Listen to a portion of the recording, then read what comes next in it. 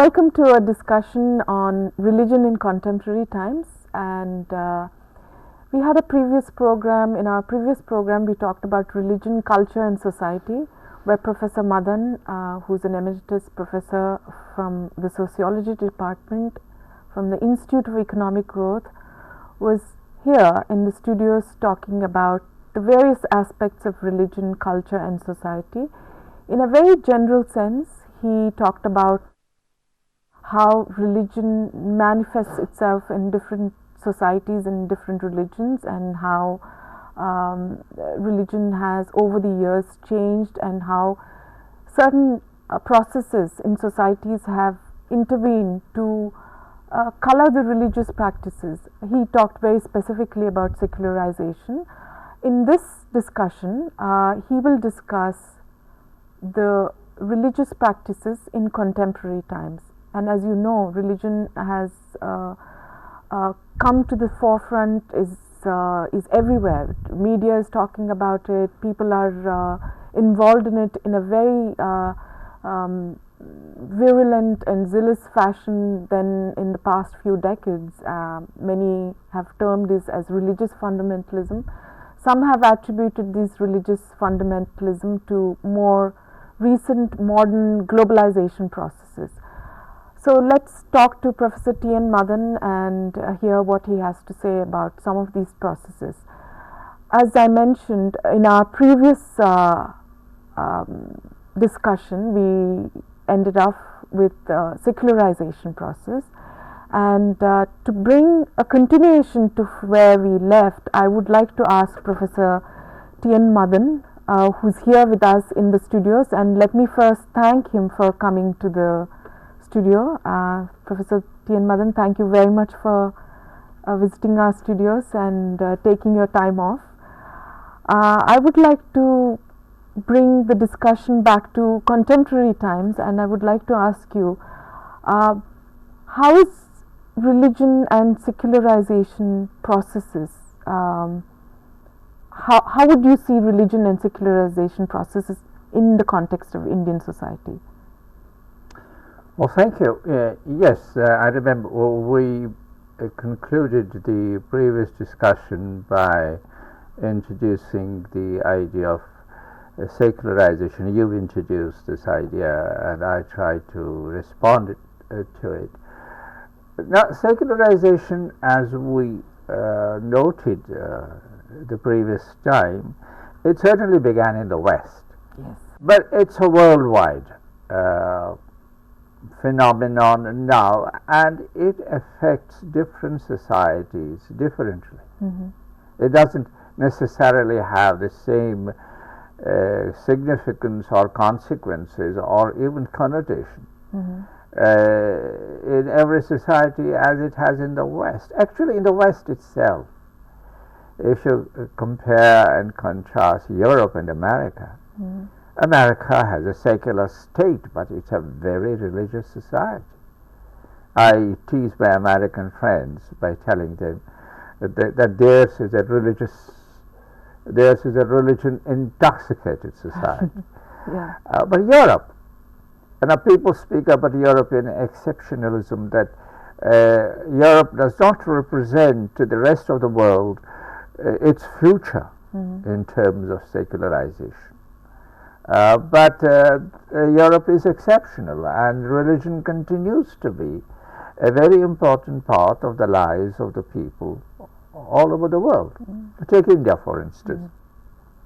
Naturally, India means more to us than other societies.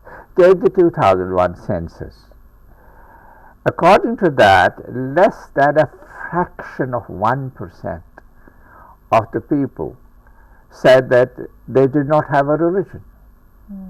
Now, here is a society then in which religion can hardly be said to be something that is receding, that's going out of the center stage.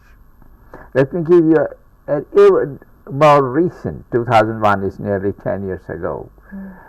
2 or 3 days ago, we had a swearing-in ceremony when Dr. Manmohan Singh, along with 18 or 19 people, took the oath of office.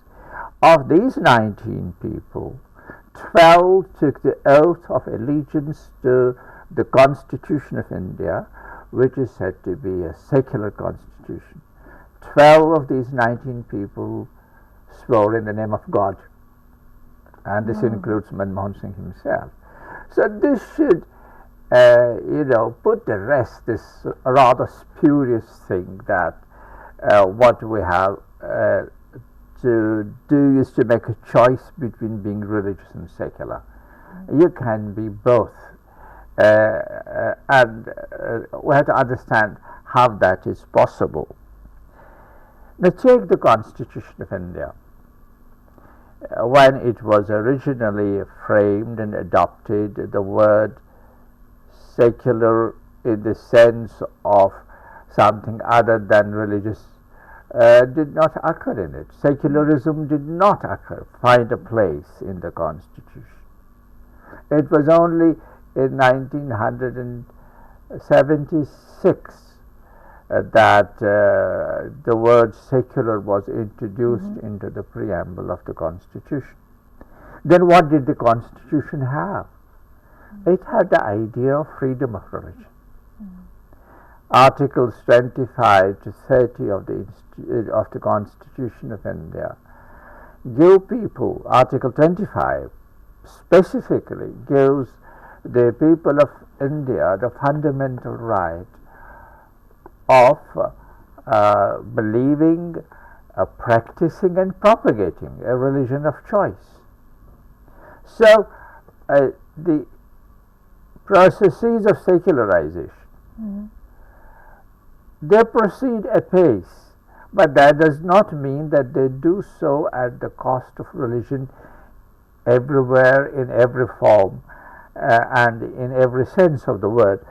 There is also a certain resurgence of religion. For instance, when a lot of people, sociologists have shown that when people travel from rural areas to urban areas in search of work, these migrants face a situation in the cities which is alien, which is strange, which is stressful. They sleep on pavements, they work for small wages, they are separated from their families. This often leads to intense religiosity, because people look for some emotional and psychological support. And so you have this intense urban religiosity. Or we have seen how the middle class in India travels now, and very often the destination is a place of religious significance. It's a kind of a religious tourism. The employers give you paid year off or paid month off, or they give you various kinds of concessions by paying for your travel. So people go to places of worship, and Delhi is a place from all over India. This place is a crucial point in the pilgrimages into places like Jammu, Santoshi. This is not Santoshi, but this is Vaishnav Devi. Vaishnav Devi, yes. But I mentioned Santoshi. But 20 years ago, we had a cult of Santoshi. Yes.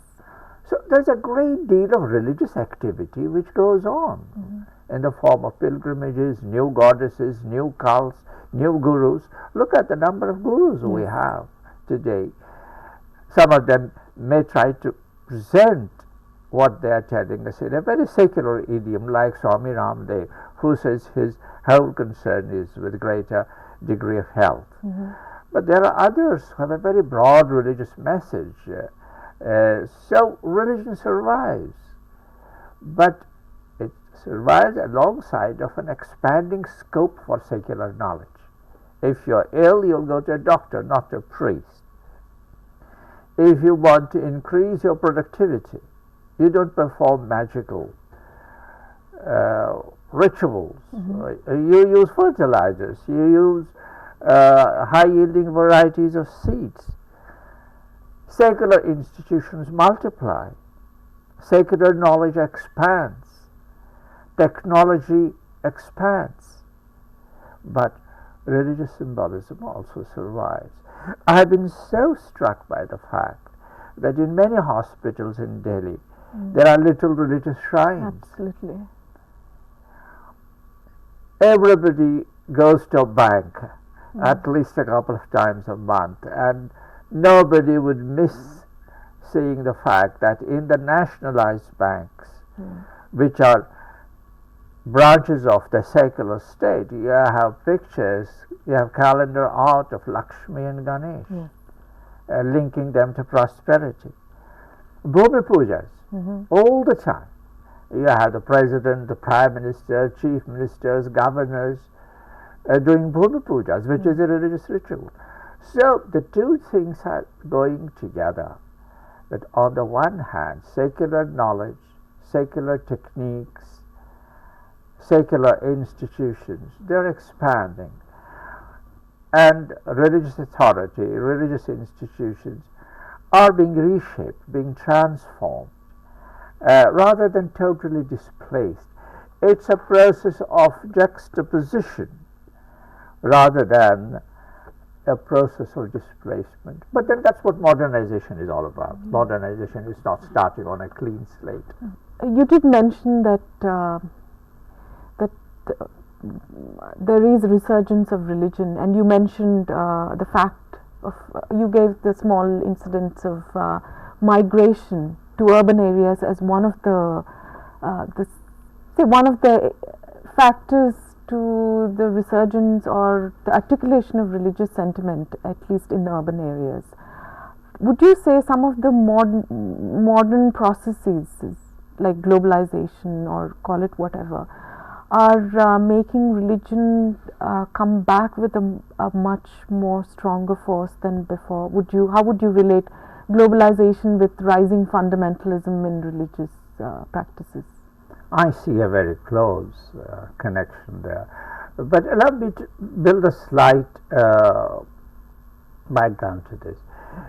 We're speaking as sociologists. Now, sociologists in the late 19th century and early 20th century were convinced that religion was vanishing. Every intellectual thought that was happening.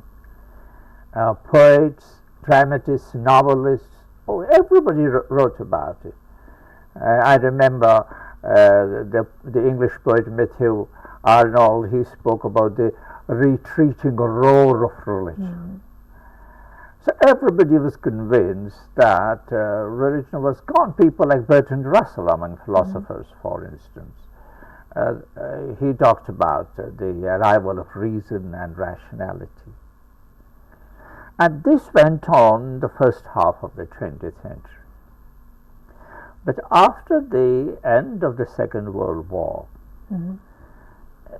things started to change. And gradually the straws in the wind became big movements. And we had the counterculture movement in the West, in France, in America. What was the counterculture movement about? It was about a search for meaning in life.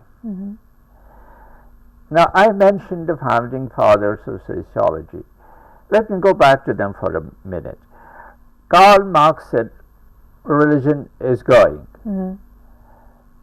It will go by itself if you change the economy, the mode of production.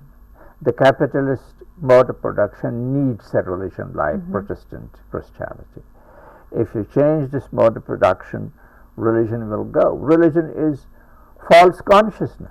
Religion is illusion. Yes. It's a justification for the status quo. So he thought religion would go, and it was good riddance for him. But others like Max Weber and Durkheim, they also were convinced that religion was going, but they were not sure of the significance of this.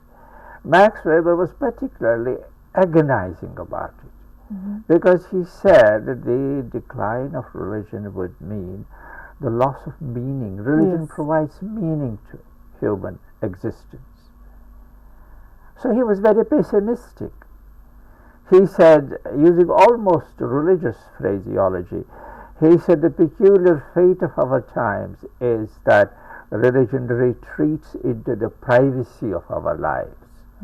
I was talking about privatization the last time we spoke about this subject. Durkheim was convinced religion was going, but he wasn't convinced that the function which religion performs in society, providing the basis for social solidarity, could be dispensed with. So he spent the best part of his life teaching education. He thought secular education was the answer to the question. The point I'm trying to make is that the first half of the 20th century, there was nobody who could be said to be in his senses, who did not believe that religion was on the way out. But after the 1960s, there was a resurgence. So we talked about Santoshi Ma. Santoshi Ma belongs to that period, actually, the 1970s. And so all over the world, there was some sign of dissatisfaction with a culture, with a civilization which was technological, which was exploitative of nature. Max Weber had warned in 1905 that technological civilization will become a kind of a game, a kind of a sport, which will go on until the last ton of fossilized fuel is burnt out. He said that in 1905. So what we see happening is religion is coming back. Many people will say it never went out. But okay, whichever way you put it. When Kennedy was inaugurated as a president, his speech contained many references to God.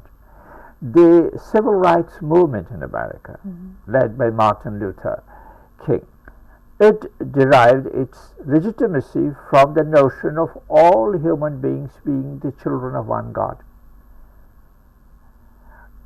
In South Africa, for instance, the fight against apartheid, it gained considerable momentum and strength from the support of the Catholic Church, from Bishop Tutu, who later on became a Nobel laureate. So what we see happening in the 1970s, 1960s and 1970s is a return of religion. It's happening everywhere. And then it's very strange how the year 1978 emerges as a year when a number of things happened in a number of countries which all added up to one thing. 1978-79 was the year of the Iranian Revolution. That was a turning point in some ways. It was a turning point, absolutely. It was a turning point.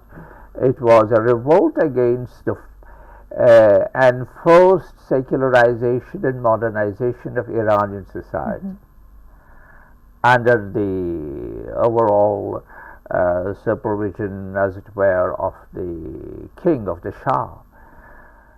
So there was this revolt against secularization and modernization and westernization, which was one package. Many Iranian intellectuals called it Westoxication, stricken by the West. The Persian word is garb zadagi, to be stricken by the West. Okay, 1978, the Catholic Church in Poland backed the solidarity movement against the communist state. 1978, the Nicaraguan revolution in South America, the emergence of liberation theology, which was a coming together of Marxism and Christianity. So what's happening? Religion is coming back, but with two faces, as it were. The Iranian Revolution was bloody. It was vengeful. The idea of intolerance of dissent, intolerance of pluralism, these all marked the Iranian Revolution. I remember visiting Tehran after the revolution, and in one of the major city squares I saw a fountain, water fountain, with red colored water, which was lit up at night, and it was called the fountain of the blood of martyrs, the symbolism of blood, of taking revenge, of considering the blood of martyrs as something sacred. We were talking about the sacred. So there is a dark side of revenge and punishment. There's a bright side of pulling down an intolerant state in Poland. There's a bright side in South Africa. There's an uncomfortable side in India. 1978 was when the intolerance of Bhindranwale against the Nirankaris first came to light in the form of street protests and so on. Now, the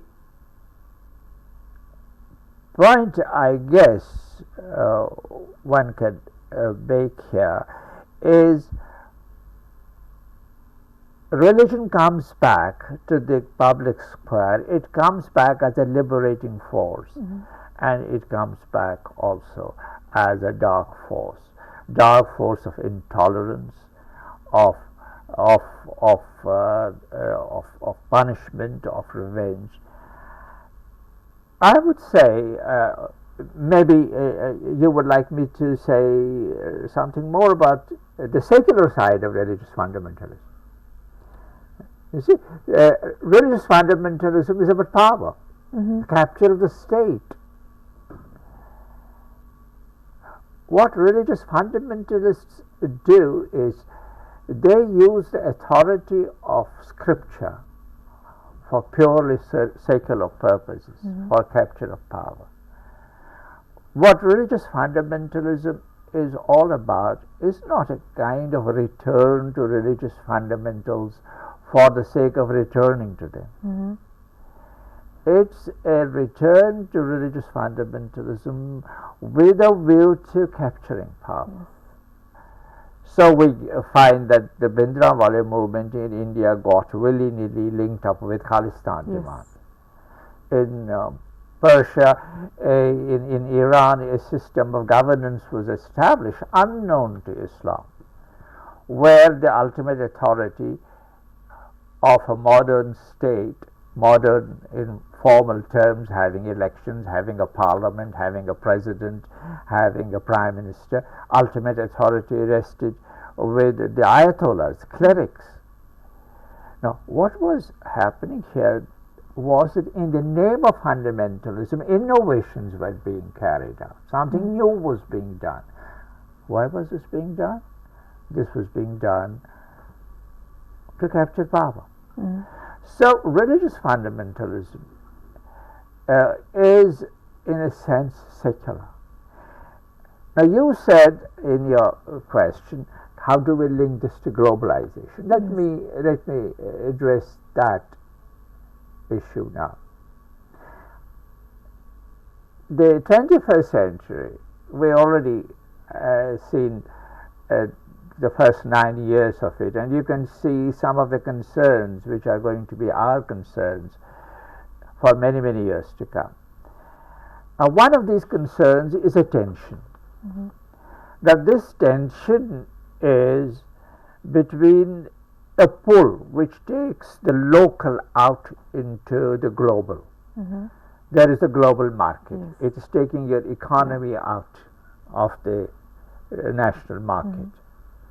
There is culture, there's music, there's architecture, there is personal lifestyles, clothing, food, relations between men and women. All this is happening, all these are being redefined on a global scale. What we're doing here is what they're doing in Turkey, is what they're doing in Madrid, is what they're doing in Johannesburg. Now, this emergence of a global market or a global culture or a global society, we talk of the global village. goes hand in hand with a sense of a loss of personal identity. Who am I? Yes. How am I different from a Japanese in Tokyo, or an American in San Francisco, or a German in Berlin, or an Iranian in Tehran? Now people begin to, this is the other pull. There is the pull taking us out, and there is the pull bringing us back in. We go in search of primordial identities: language, religion, ethnic identity. These emerge as significant points of, you can call them points of precipitation of identity. I rediscover my identity. Who am I? Mm-hmm. So there is this sense of a loss of identity because of the. Sorry. I'm sorry, I didn't mean to interrupt, but in a way I'm sort of trying to bring out the essence of your what you had said to conclusion, which is basically you're saying that these push and pull factors of a sense of displacement from one's own context, locale, and then the sense of a need to reassert that feeling of locating oneself, if for lack of any other word. So I mean, I think we're very quickly running out of time. So at this point, I would like to just conclude this wonderful discussion. Thank you very, very much for coming to our studios, and thank you very much for this very interesting and, of course, very insightful discussion on religion in contemporary times. Thank you very much. It's been a pleasure talking with you. Thank you.